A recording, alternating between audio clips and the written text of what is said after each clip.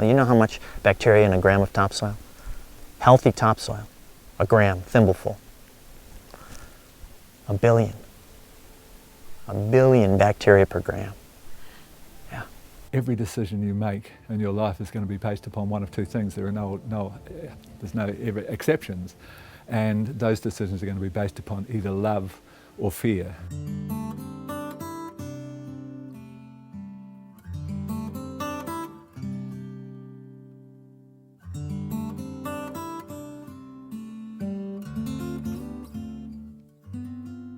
The most magical things that have happened have been the things that happen with no effort. By waiting, by being patient, by setting the stage, by being in the right place at the right time, yes, but not by doing so much. When you've reestablished an ecosystem, that's when you'll have birds coming in and other critters coming in and cleaning up as well as fertilizing, interacting with one another to create a balance in the microbial population that's in the soil and on the leaves of the plants. New taste and desire emerging for this, like carefully made vegetables and grown fruit and everything.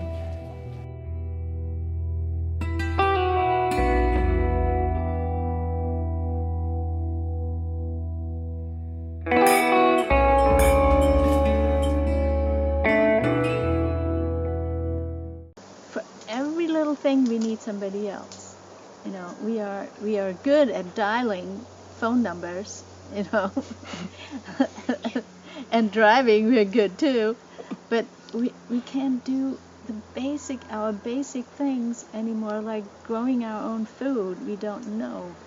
It's a novelty, you know, so in just a few generations.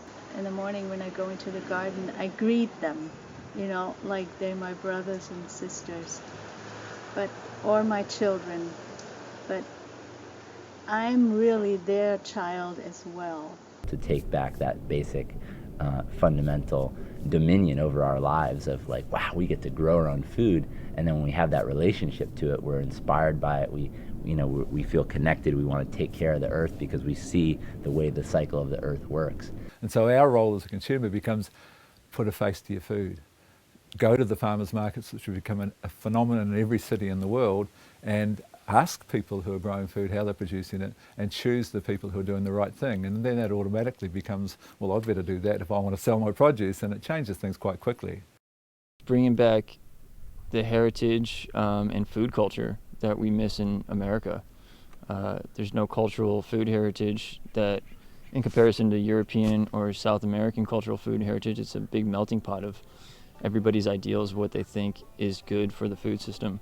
And unfortunately, what the mass thinks on a whole isn't good for the individual. Focusing on where our food supply comes from and kind of becoming more intimate with the process of food and knowing that it just doesn't all come in plastic wrap and it doesn't just come on a plate, and it's not that easy to survive really if you aren't spoon-fed everything. And it kind of gives you a little bit more respect for what's going on and kind of humbles you, makes you realize what's important, makes you realize nutrition and, you know, the holistic movement of having your hands on the earth. And it's healthy. It's good to be outside. It's good to get all those vitamins and minerals in that fresh air, and it'll just create a more healthy, rounded individual.